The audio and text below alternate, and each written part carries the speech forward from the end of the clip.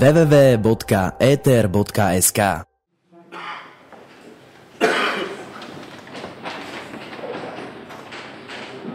Milé kolegyne, milí kolegovia, vážení hostia.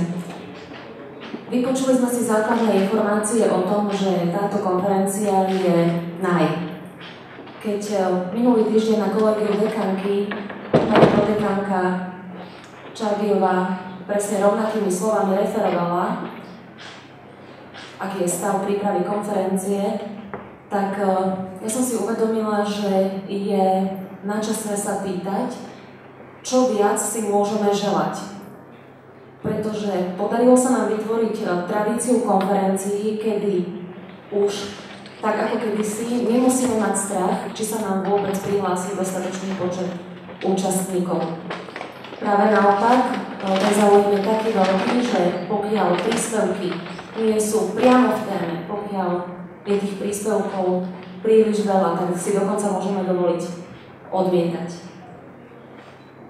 Už nemáme strach ani o to, že či a kedy vyjde zborník, lebo už sa stalo akýsi zvykom, že po skončení konferencie naši nadšení mladí kolegovia a doktorandi sa vyslovene vrhnú na zborník a v historicky krátkom čase 3-4 mesiacov je hotový a my ho môžeme kvalitný zaslať do databázy Web of Science a držíme palce, aby aj tie ďalšie boli tak kvalitné ako doteraz a aby nám boli registrované. Kedysi sme mali veľký problém s výberom témy. Teraz sa nám často stáva, že nás práve vy kontaktujete v priebehu tých páuz medzi jarou a jeseňou a dávate nám inšpiráciu na to, aké témy riešiť, s čím sa vy stretávate v praxi, ako s problémovými otázkami, alebo čo si myslíte, že je hodné diskusie.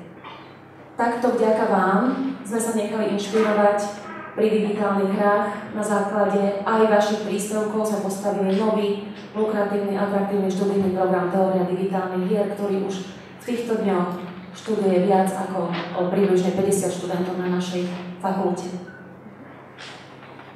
Výber témy dnešnej je rovnaký. Podnety jednak sme cítili, prichádzali od vás, jednak sme prihlásili viacerých našich kolegov na vzdelávanie v Írskom inštitúte, ktorý vzdeláva v oblasti digitálneho marketingu a chceme sa niečo podučiť, niečo nové zistiť a opäť získať nejaký nový pohľad na túto problematiku, aby sme s ňou mohli ďalej pracovať. A vlastne my sme si uvedomili, že tieto konferencie sú akýmsi nehmotným bohatstvom našej fakulty a že našou úlohou a poslaním je ich chrániť pred všetkým, čo by mohlo znížiť buď ich úroveň, alebo porušiť túto tradíciu. Takže ak by som mala znovu položiť otázku, čo viac si môžeme želať, môžeme si želať to, aby ste nám zachovali naďalej vašu priazeň, aby ste k nám radi chodili, pretože my vás tu ozaj radi vidíme, a to, že keď sa vrátite do svojich domovov, tak aby ste na túto konferenciu v dobrom a dlho spomínali. Týmto považujem konferenciu za otvorenú. Ďakujem.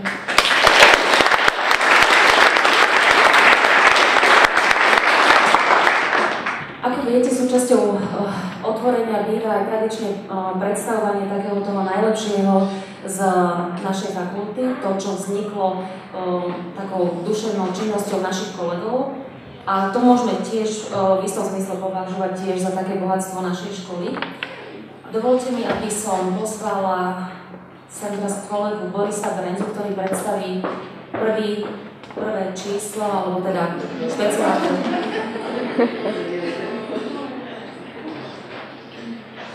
Dobrý deň, drahí kolegovia. Nenadarmo som si zobral tohto pána, pretože je to náš grafik, ktorý má veľkú zásluhu. Máte Klementis na našom krásnom diele. Poprosím o prezentáciu. Časopis A-Mark v najnovšom čísle prezentuje vynikajúcu anglickú fotografku a profesorku, doktorku Elizabeth Orkut, ktorá vlastne má rozsiahly materiál, ktorý sme venovali, je v angličtine, takže si myslím, že spĺňame tým aj tradíciu, respektíve tendenciu otvoriť sa svetu. Ďalej by som tak vyzdvihol najviac od fotografii Ilkovej komunikáciu medzi, som to nazval, matkou a dcerou, to znamená, že takáto séria fotografií, takisto s jej profilom.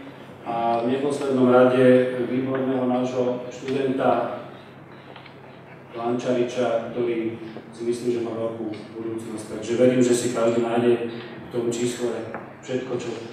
A poprosil by som Martina, aby mi skúsil niečo povedať.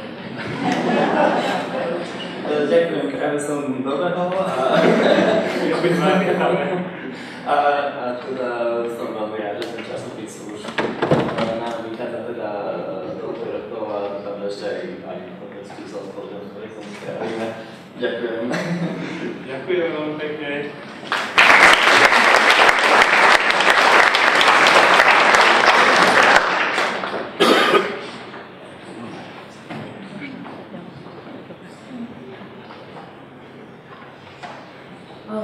Produkujeme ročne viacero fotografických kníh a ako jedna z malej inštitúcií dávame priestor pre našich študentov alebo vedených pedagógov, aby vlastne už počas štúdia im vychádzali reprezentatívne publikácie, za ktoré sa nemusia hanbiť, keď opustia brány našej školy. Jednou z takých publikácií je aj kniha, ktorá vznikala v rámci projektu civilometrickej cesty alebo uchovania aj tohto kultúrneho dedičstva. Je to kniha, ktorá sa volá Trnava, skladá sa z dvoch častí. Je to kniha o histórii aj o súčasnosti. V tejto knihe píšem v úvode a je to také možno vyznanie alebo taký pocit, ktorý máme na našej fakulte, že keď sa niekto stane členom našej rodiny, keď niekto si urobí u nás kvalifikačný stupeň, či už ako študent alebo pedagóg, keď raz už zasvetí univerzitnej našej pôde kus svojho života, tak väčšinou je to láska na celý život. A táto kniha je toho dôkazom, pretože sa spojili študenti pod vedením nášho kolegu Ľuba Špírku a zhromaždili obrazové materiály Trnavy. Jednak sa im podarilo získať veľké množstvo historických fotografií od ľudí, ktorí napríklad tvorili pohľadnice alebo Trnavu fotili v priebehu minulých 10 ročí. A potom študenti vyšli do ulic a svojimi očami, svojou optikou sa pokúšali nazerať na tie zákutia Trnavy alebo sa pokúšali dostať na také miesta, aby tá Trnava bola z každého pohľadu nejakým spôsobom zaujímavá a inšpiratívna. Takže túto knihu dnes spolu s pánom rektorom chceme uviesť do života na to, aby sme pomohli aj tým, ktorí nie sú z Trnavy, ju ešte lepšie spoznať a možno si ju viacej obľúbiť. Pravidelne naše knihy zasielame do rôznych súťaží, získali sme viacero ocenení najkrajšia kniha Slovenska. S touto knihou sa pokúsime o to isté. Pán rektor, ja vás poprosím, moja asistentka Martika včera bola nabrať vodu, samozrejme z čoho iného ako z Trnávky, to je taká riečka, ktorá cez Trnavu tečie. Tam je veľmi ťažký prístup sa dostať k tej rieke, takže ak ste videli slečnú s udicou na moste, tak to bola Martika Jakabovičová. Samozrejme dala príznačný lístok na tú flaštičku, no nechcete. Asi pozná Smolenické konferencie, že náhodne položená fľaša je veľké nebezpečenstvo.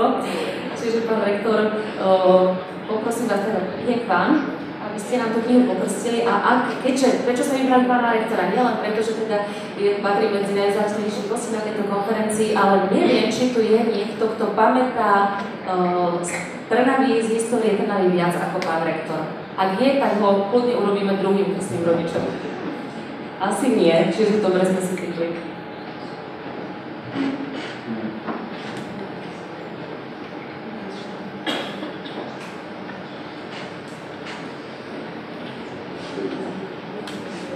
A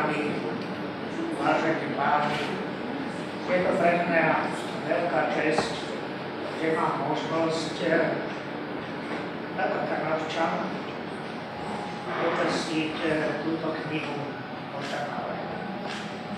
Je to veľká česť už aj z toho dôvodu, že mesto Trnava v tomto roku si pripomína 770.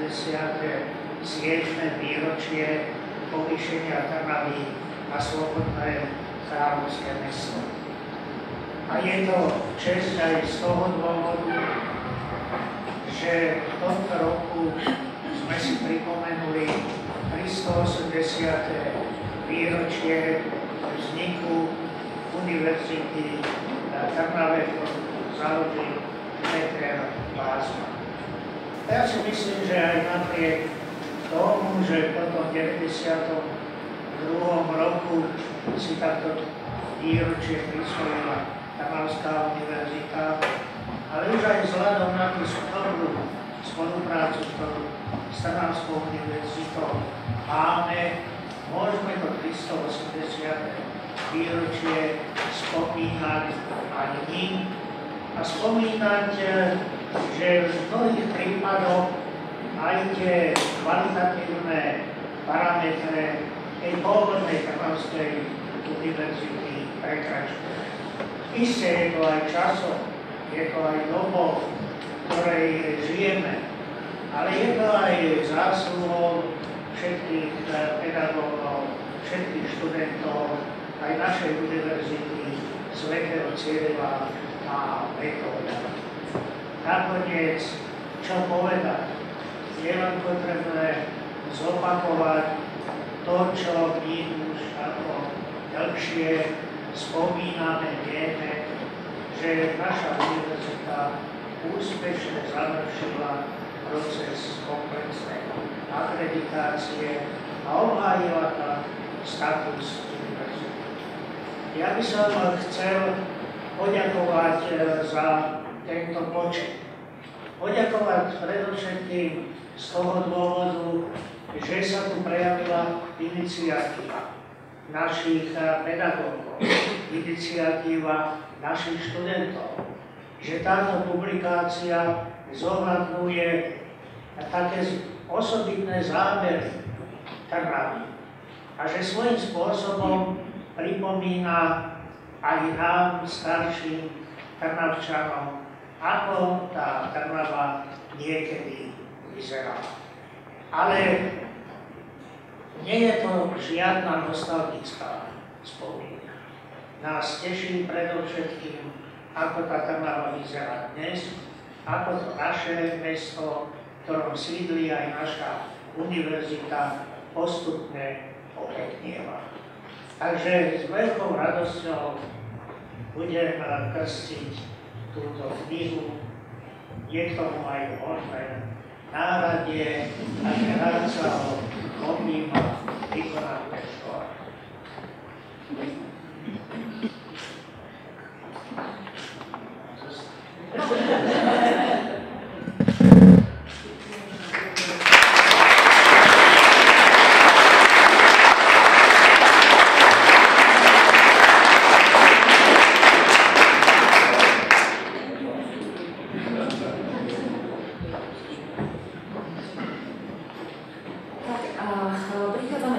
Poslednému bodu z tohoto úvodného otvorenia, predtým už prejdeme k hlavným speakerom a v tejto chvíli odozdávam slovo Martinovi Solíkovi, ktorý nám predstaví nové číslo Communication Day.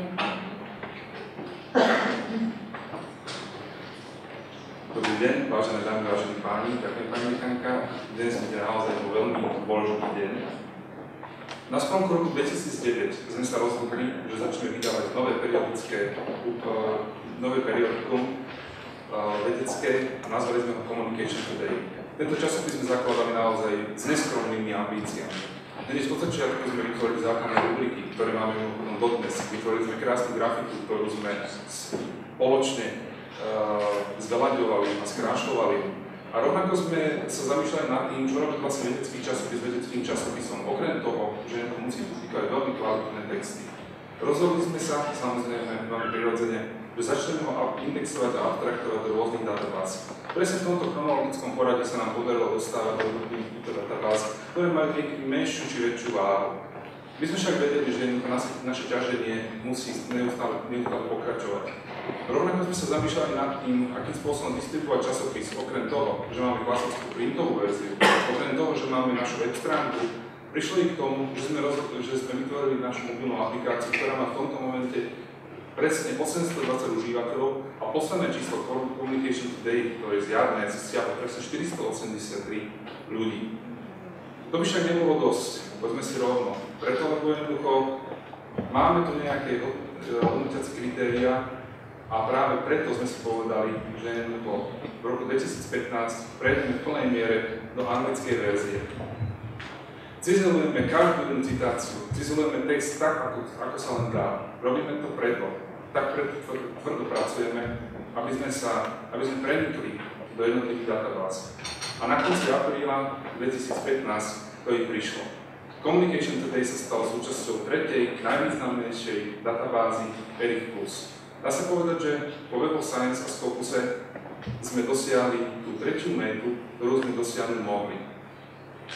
Je to naozaj výsledok toho, čo som povedal na začiatku, že od začiatku sme si dávali neskromné ambície. Možno by sa mohlo zdať, že je to dosť, ale my máme ešte niečo, okrem nového čísla. Okrem nového čísla, ktoré je plné veľmi zaujímavých textov z rôznych kútov sveta. A tu jednu vec, poslednú, vám teraz povie pani dekanka, ktoré odovzdáva slovo.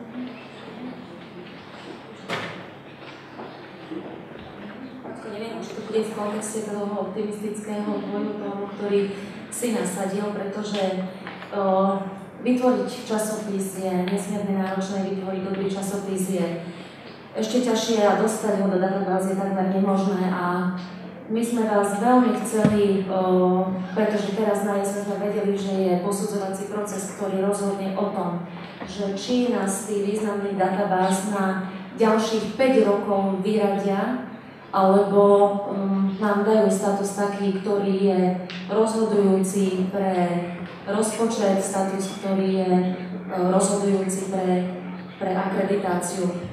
A minulý týždeň sme sa s Martinom dohodli, že vlastne napíše mail do Thomson Reuters, kde sa ich opýta, kde ich povie, chystáme konferenciu, budeme tam mať plno ľudí, budeme predstavovať nové číslo. A my by sme týmto ľuďom veľmi už chceli podať nejaké stanovisko, aby vedeli, na čom sú. Či teda majú publikovať, či majú sa uchádzať o CT, alebo tých 5 rokov sa obracať na iné časopisy do zahraničia, žiaľ, pretože takýto na Slovensku ani v okolitých krajinách v tomto študijnom odbore v databáze nie je. A 6.11. o 19.19 sme dostali odpoveď, ale ja poprosím pani prodekánku Čarbiovú s Katkou Ďurkovou, aby išli takto dopredu, zobrali si mikrofón a zakryli ho.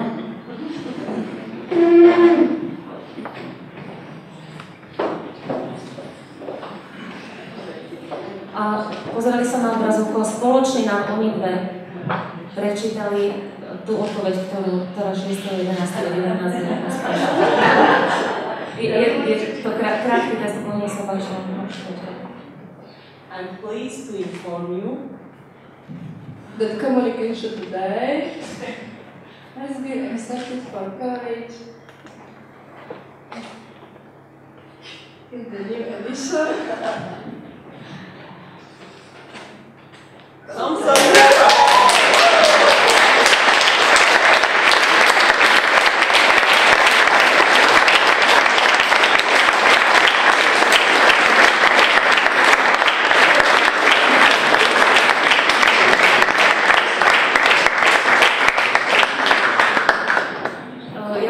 Keď som sa to dozvedela, trasiem sa teraz, to bolo pre mňa rovnaké, ako keď som si vždy urobila pozitívny tehotenský test, úplne vážne. A dovolte teraz, pretože je to obrovský úspech. Nové časopisy vychádzajú o mnoho dlhšie, než my vychádzajú viac ako 10 rokov. Ale buď nemajú dobrý obsah, alebo nemajú dobrý manažment a jednoducho do databáz sa to teraz nedostali.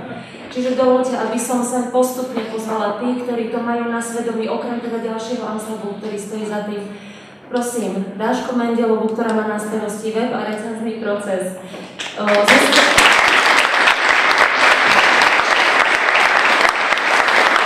Zuzka Bezáková, technická redaktorka.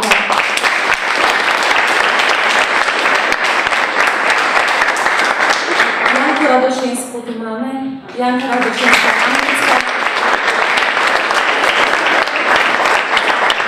editorka a má na starosti databázy a niekoľko dní sme preverovali, či ozaj sa nepomýlili, či sme to my dobre pochopili.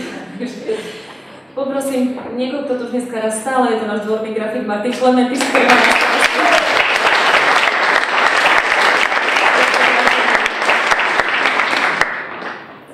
Maťko Solík ako duša celého časopisu netreba predstavovať.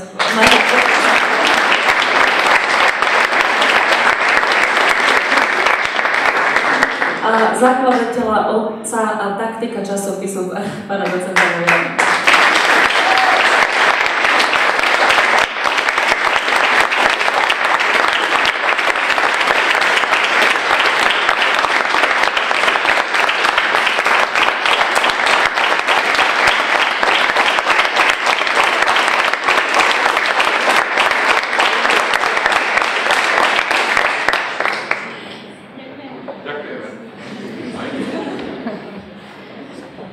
My sme veľmi v takom utajení, iba pár ľudí o tom vedelo, aby sme práve naše milé prodekanky a vlastne všetkých, ktorí nám držali palce, aby sme ich prekvapili, takže verím, že sa nám to podarilo. Samozrejme, byť vo Web of Science je jedna vec, ale byť karentom CCC je vec druhá.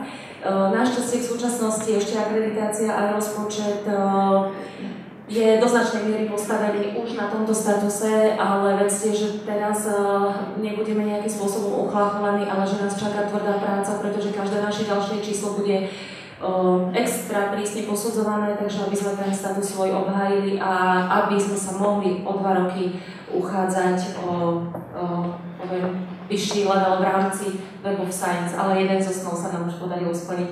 Takže verím, že toto je aj pre vás pekný začiatok konferencie a odozdáva slovo pani moderátorke.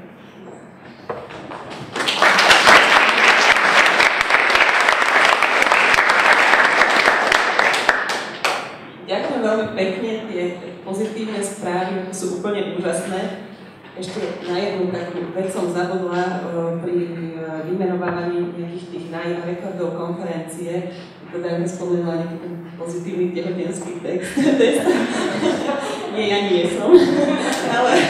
ale vždy na týchto konferenciách býva niekto, kto je v tom očakávaní takého radosti z nasledujúcich dní alebo z nového života, kde to je niektorá z našich kolegyň alebo niekto z toho organizačného týmu, tak sama som zvedavá, že kto je svoj pohľad na Slávku, že tá by mala byť teraz na rade. Ďakujem ešte raz pani dekánke a teraz poprosím pána rektora o úvodné slovo. On je takou našou stávicou pri otváraní konferencie.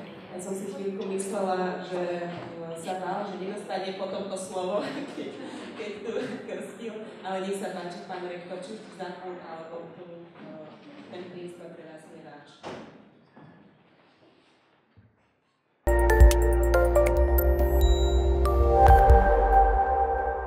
www.ether.sk